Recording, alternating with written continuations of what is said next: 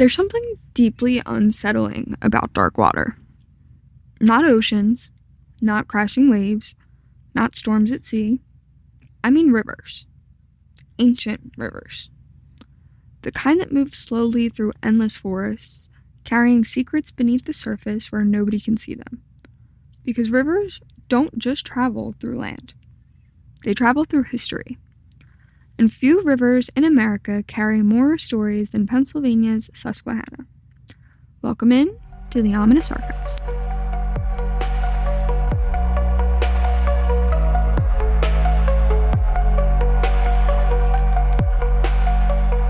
Welcome back to the Archives. I'm Em.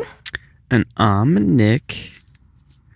So, I had a thing because you were talking about how rivers don't just go through land, they travel through history. Mm-hmm. And I'm sure it was quoted by somebody else way more famous, but I believe a little snowman says water holds memories. A little snowman. Yeah, Olaf. I knew who you were talking about. I figured you did the way you looked at me. I absolutely knew who you were talking about. I guess I had to clarify for the just in listeners. case you guys didn't know. But yeah. So water has memory. Yes. Which would make sense if it goes through history. This is true. This week's lake monster is actually sort of local to us. Stretching over 400 miles, winding through mountains, forests, forgotten towns, and old industrial ruins, the Susquehanna River has seen centuries of tragedy, mystery, and folklore. Floods that erased entire communities, disappearances never solved, battles, shipwrecks, even murders. And somewhere among all those stories is something else. A creature. A thing witnesses have described for generations. Sometimes it's called the Susquehanna Seal. Sometimes it's called the Kettle Creek monster. Descriptions vary widely. Some claim it resembles a gigantic seal with dark, glossy skin and enormous eyes. Others describe something serpent-like, long and sleek beneath the water. Some witnesses insist it breathes like a mammal. Others say it moves like no animal they've ever seen before. But no matter the version, the creature always appears in the same kind of places. Fog-covered water, remote riverbanks, quiet stretches of current where the forest blocks out the world, and almost always at night. Tonight we're diving deep into the history, sightings, folklore, and eerie persistence of one of Pennsylvania's strangest cryptid legends. Because maybe, just maybe, something still lives beneath the Susquehanna.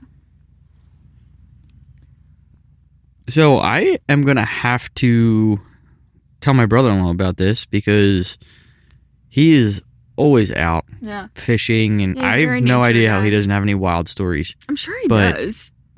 I don't know if he does. He hasn't told any. He knows I do the podcast. He hasn't said anything to me. We'll ask him. But him and I will go back and forth if we're like hiking on a trail or something, and we'll Snapchat each other, and we'll just make like a random like call, and we'll be like, oh, Yeti, and we'll like send it back and forth to each other. But I'm surprised. And he's a big fisherman, like big fisherman. So I'm going to have to tell him. Him and his dad are going to look out for the Susquehanna Seal. Go look out. I didn't even know this was in Pennsylvania, too, by the way. We were talking, and Em was like, yeah, Susquehanna. And I don't know why. I was thinking something like Arizona or something. Sure, I don't even know. I don't even know why I was thinking country. Here it is right in... Wasn't one of our arenas literally used to be called the Susquehanna Bank Center? Yeah. Where was that? Correlation? I think it was the Man. No, not the Man. Mm-mm. What's the one in Camden now? Oh, I don't know. Was it that one? I think it was that one. Or was it Wells Fargo?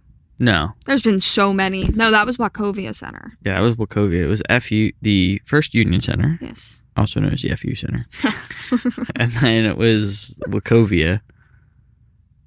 Yeah. And it was... Wells Fargo. Yeah, Wells Fargo. Oh. Now it's Xfinity Live. Xfinity Mobile Arena. Give me a break. Well, it's not going to be Xfinity Mobile for long. They're going to tear that down by 2031. Yeah. So, Anyway. RIP. Side note, did I tell you I was getting vet seats? Yes, you did. Did you get them? No. I had to make the trek out there and I would get like it. to see So, them. we're still recording at nighttime. So, last week it was 3 coffees. Today is 3.5. I never got to finish the other one. So, I'm running on like low battery, and I'm plugged into a charger that's trickle charging. So, cut me some slack here. All right. I think I'm ready to talk about this river. So, before we talk about the creature itself, we are going to talk about the river, because the Susquehanna isn't just a body of water, it is ancient. In fact, geologists believe portions of the river system may be older than the Appalachian Mountains themselves, which is a whole nother thing. We made to do just a month on the Appalachian Mountains. I mean, we covered the Bell Witch, but the Appalachians themselves, I'm sidetracking a lot. That means the river existed before entire mountain ranges were fully formed. And when you stand beside it at night, honestly, you can feel that age.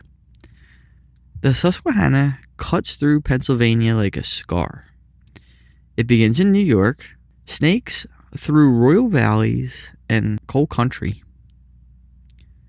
then empties into the Chesapeake Bay in Maryland. For thousands of years, indigenous people lived beside it, relied on it, and feared parts of it. The Susquehannock people, whose name became attached to the river, viewed waterways as living things. Many indigenous traditions throughout the region spoke of spirits inhabiting forests, mountains, and rivers. Now, it's important to be respectful here. There's no direct documented indigenous legend specifically describing the Susquehanna Seal, exactly as modern stories tell it.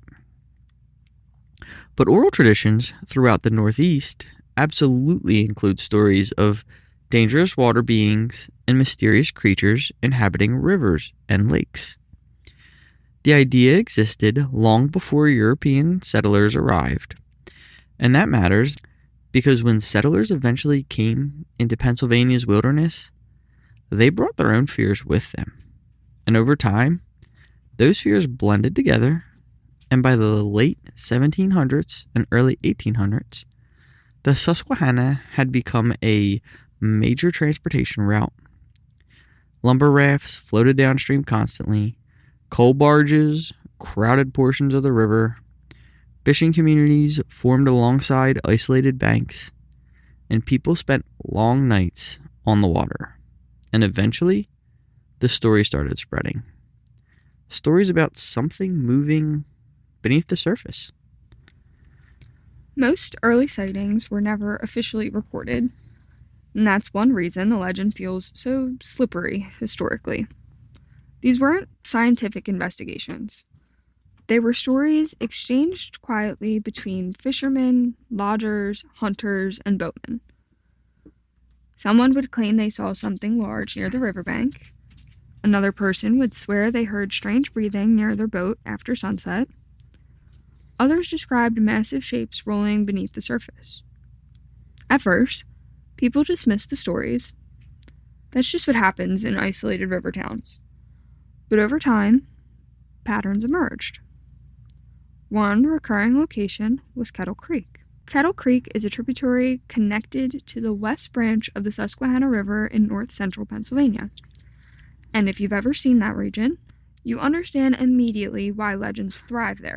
Dense forests, steep mountains, heavy fog, huge stretches of isolated wilderness where you can stand beside the water and hear absolutely nothing. Even during daylight, parts of the area feel eerie. At night, it becomes something else entirely. Locals began whispering about a creature lurking where Kettle Creek met the river. And eventually, the nickname stuck, the Kettle Creek Monster. One fisherman reportedly described seeing a dark rounded head emerge from the water before quickly disappearing beneath the current. Another claimed something large followed his boat silently for several minutes. One of the creepiest details repeated in old stories is how quiet the creature supposedly was. No dramatic splashing, no roaring, no obvious attacks, just silent moving, watching. And honestly, that's worse, because predators don't usually announce themselves. No, they don't. They're pretty good at staying hidden. Yeah. So here is where the story gets strange. Witnesses eventually started describing the creature as seal-like, which kind of sounds ridiculous at first. Pennsylvania's nowhere near the ocean that I know of. I mean, I've lived here for a long time. Yeah, I've been here a while. I don't think we're near an ocean. So how could a seal end up in the Susquehanna? Well, I mean, I could honestly see how it could end up in the Susquehanna. I'm answering my own question. Not for nothing, didn't we have, like, I forget what kind of animal it was, but didn't, like, some kind of animal end up in the Delaware? Yeah, in Philly. A whale. Was it a whale? Yeah, but I don't think it was that far up. Yeah, it was something like that, though. I was like, what the heck? I don't know. Anyway. I'm pretty sure it was a whale. Yeah, it was something like that. I'm almost positive it was. So, I mean, the other thing is it attaches to the, man, in Maryland. Why can't I think of its? We just talked about it. Chesapeake Bay. Thank you. Yeah. Yeah, it attaches to the Chesapeake. So. Yeah. I mean, I don't know. This is where we'd have to phone my brother-in-law. Research. Because he would know if, like, seals would be down there. I don't see how they couldn't. But, yeah. So it is, like we were saying, it's technically possible because real seals have occasionally traveled into freshwater river systems in North America. It's rare, but it is documented. Harbor seals, in particular, sometimes wander surprisingly far inland. So, skeptics argue the entire legend may have been started because someone genuinely saw a real seal where they weren't expecting one. And that explanation works for some sightings, but not for all of them, because many witnesses describe creatures much larger than ordinary seals. Well, if he's the only seal in the area, he's probably eating the entire. Yeah, he's like top food chain. Yeah, he is the ecosystem. Because there's estimates that this guy is like 10 feet or girl, 10 feet or more. Guy or girl. I mean, it's not stated. You're not gonna know. I don't know. You're funny. I didn't think about it until just then when I kept saying, God, whatever. Others describe long serpentine bodies, and sightings continued for generations. One seal lost couldn't explain all of that. Still, the nickname, the Susquehanna Seal, stuck because it captured the strange impossibility of the creature. A seal in Pennsylvania. It sounds wrong immediately, and that wrongness made the story memorable. By the 1800s, newspapers across America had become obsessed with monster stories. You got sea serpents, wild men, lake creatures, anything unexplained sold papers. And with Pennsylvania, there was no exception.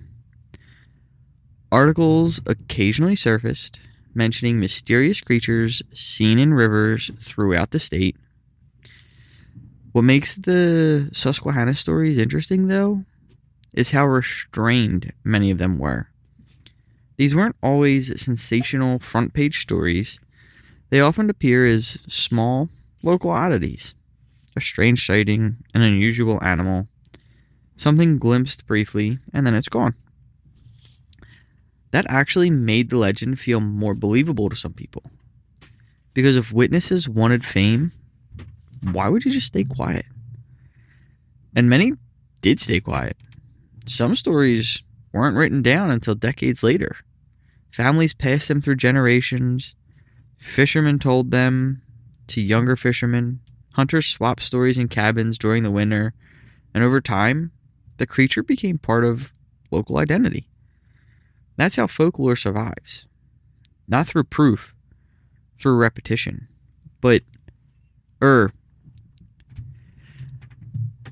I feel like if you live in towns like that, like, we're in the suburbs. Yeah. Our streets are lit. Like, for us to find woods, you know, we have Hines, which is, like, right there. Right. But, like, it's not like it's your town is in this little area and you're just surrounded by woods. We're, like, the opposite.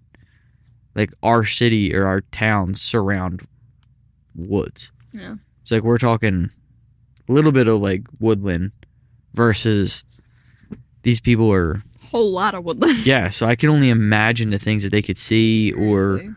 anything like that. Like, none of this stuff where people are, like, the indigenous people or people who are from, like, the small towns in, like, the country area. Like, none of that shocks me when they're like, oh, like, we see this stuff. Yeah. Yeah, because you're out there, you Right. know? It's a badge of honor, I think. Yeah. Naturally, people began trying to explain it. And there are several theories. Theory 1 is a giant sturgeon. This is probably the most common explanation. Atlantic sturgeon once lived throughout the Susquehanna watershed, and these fish are enormous. Some can exceed 10 feet long and weigh hundreds of pounds. They also look prehistoric. Seriously, if you saw one unexpectedly at night, you'd probably think you discovered a dinosaur. Yeah, go back to River Monsters. Yes. Jeremy Wade. Watch any episode. No, I don't want to say any episode. He definitely, a lot of episodes, he catches sturgeon. They have armored bodies, strange ridges, and unsettling movements beneath the surface. But witnesses argued the creature didn't behave like a fish. Many described mammal-like eyes, smooth skin, breathing sounds, and movement unlike anything aquatic they recognized. Theory 2 was giant eels. This theory became popular among cryptid researchers. Eels can appear incredibly snake-like underwater. In murky conditions, size estimates become distorted. A large eel in rough water could potentially look monstrous.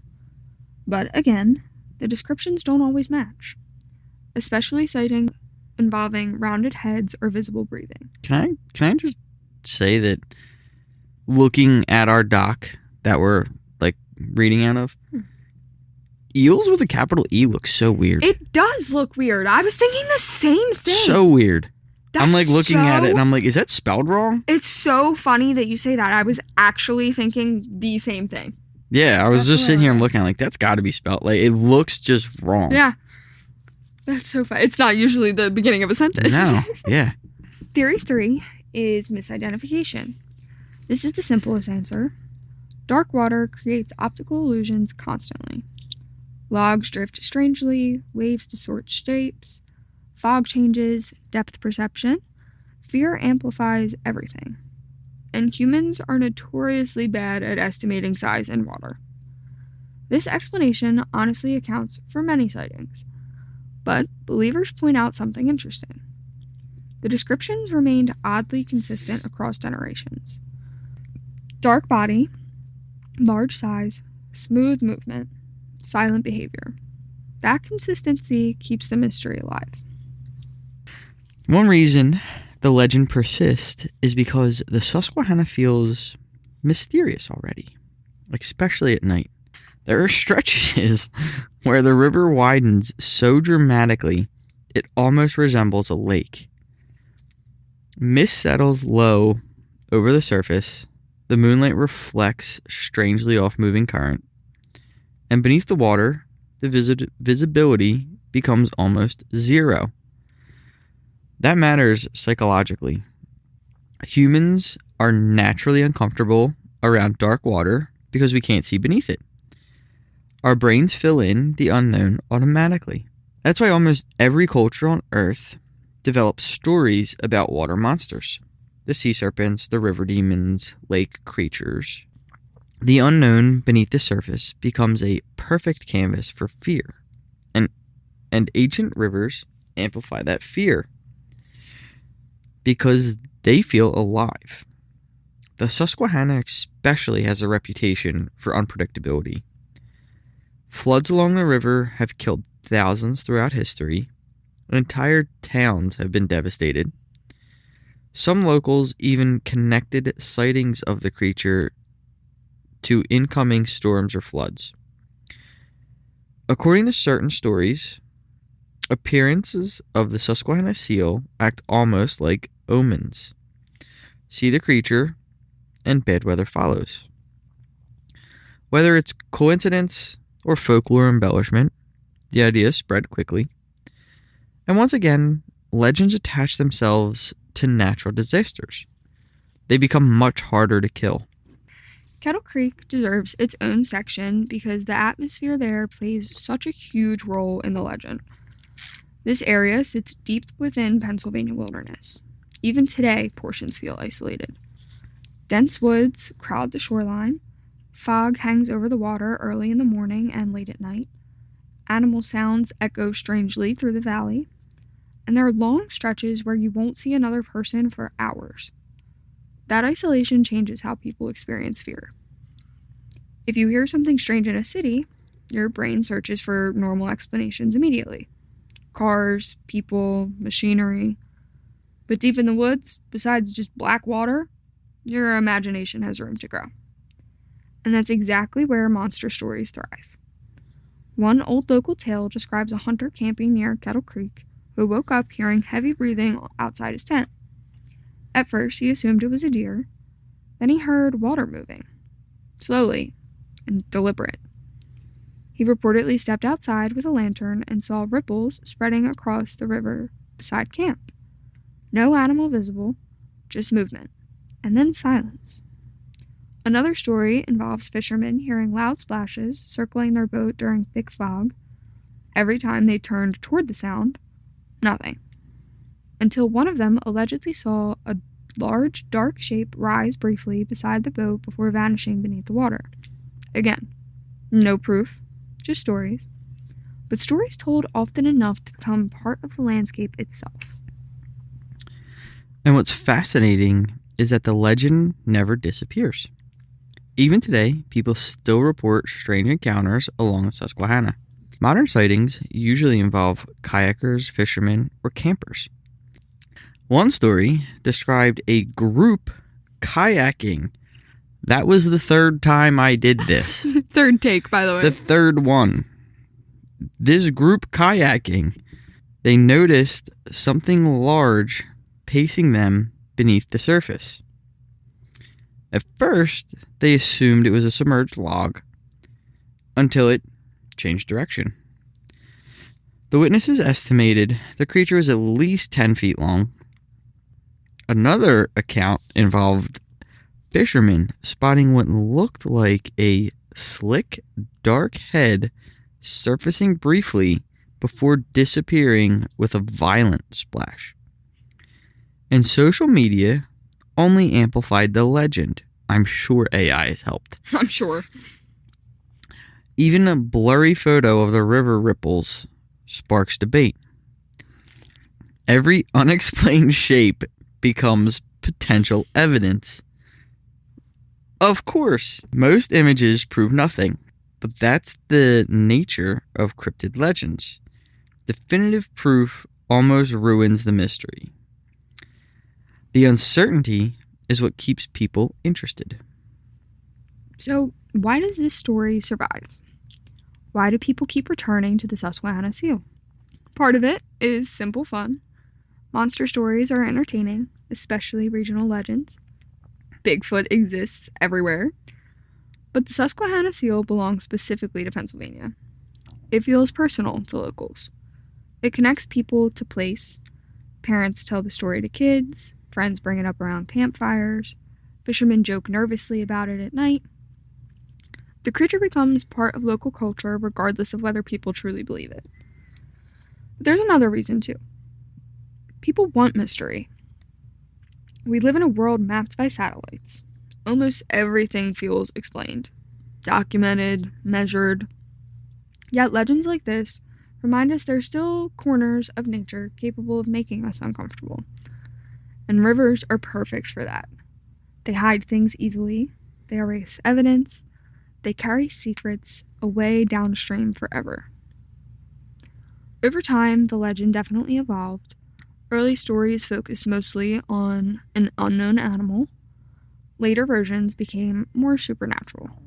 Some modern retellings describe glowing eyes. Others claim the creature appears and disappears impossibly fast. A few paranormal investigators even connected the legend to hauntings along the river. That transformation is common in folklore. We should do a haunted rivers episode. Yeah. I'm sure we could. I'm sure that'd be wild. Yeah. It would probably be like a river lake. Bookmark it. Yeah, I'll write it down on the board. Legends absorb the fears of each generation. In the 1800s, people feared wilderness and unknown animals.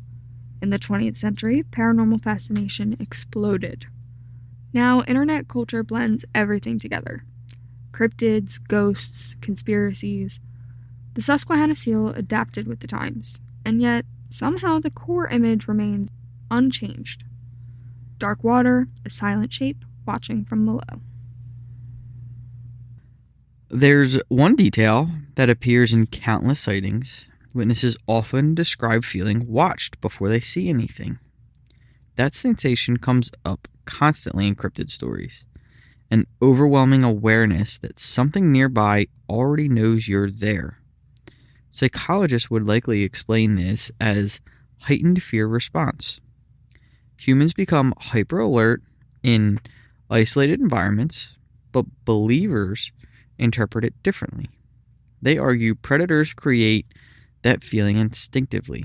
And honestly, whether supernatural or psychological, the feeling itself is real. Anyone who stood beside dark water alone at night probably understands it. That instinctive unease, that sense that something could surface at any moment and just snatch you. So, what was the Susquehanna Seal?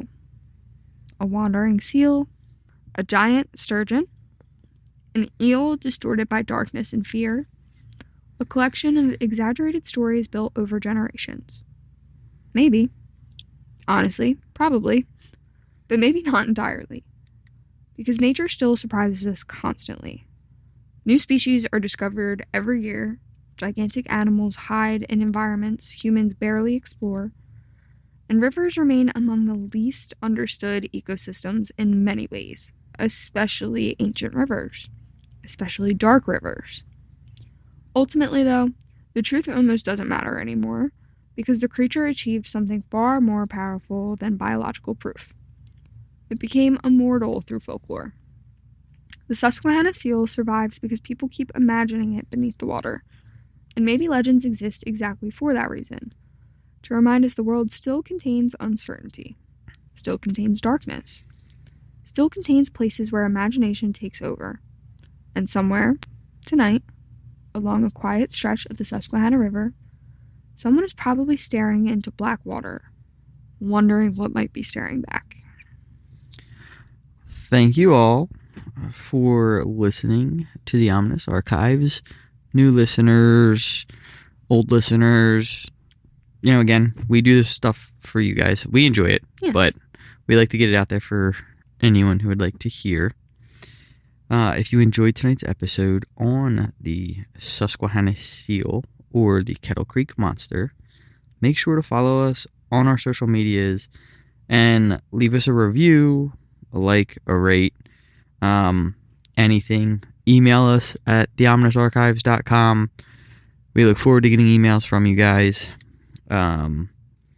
Also, go check out our other team member, Sam, over at Scare Me Sam.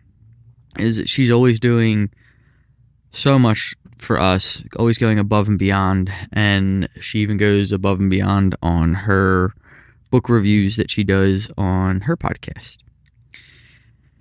Other than that, if you've had your own experience at the Susquehanna, I already said it earlier, email us if you just wanted to reach out.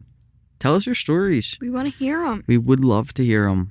And if we get enough of them, we'll follow along with all the other podcasts and do a listeners episode. Yeah. So, until next time, stay weird and stay haunted. See ya. See ya.